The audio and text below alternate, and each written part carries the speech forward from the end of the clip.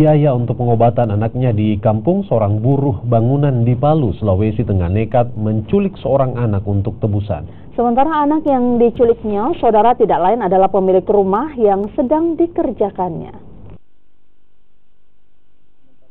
Pelaku yang juga berprofesi sebagai buruh bangunan ini juga harus merasakan dinginnya jeruji besi.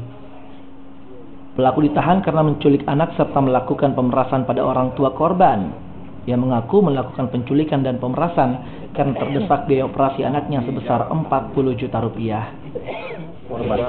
Ya? Mau kirim ke Jawa. Mau pakai apa di Jawa? Saya sakit, Pak. Sakit apa?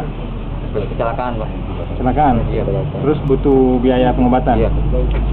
Bapak tidak punya uang? Iya, banyak, Pak, butuhnya. Operasi banyak. Berapa biaya operasinya katanya? Kita segitu, Pak, 40 juta? Iya. Kapolres Palu AKBP Kris Pusung menjelaskan pelaku dan korban sudah saling mengenal. DK juga bekerja pada orang tua korban sebagai buruh bangunan. Karena melawan saat akan ditangkap, pelaku akhirnya dilumpuhkan dengan timah panas. Dan karena ada perlawanan, tidak kooperatif dengan anggota, makanya anggota melakukan tindakan tegas berupa pelumpuhan, penembakan di kaki. Dan anak bisa diselamatkan, diamankan, sehat, tidak kurang satu apapun.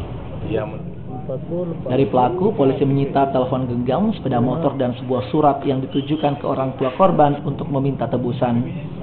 Akibat perbuatannya, pelaku dijerat Undang-Undang Perlindungan Anak dengan ancaman hukuman 15 tahun penjara. Aldrin Talara, Kompas TV, Palu, Sulawesi Tengah.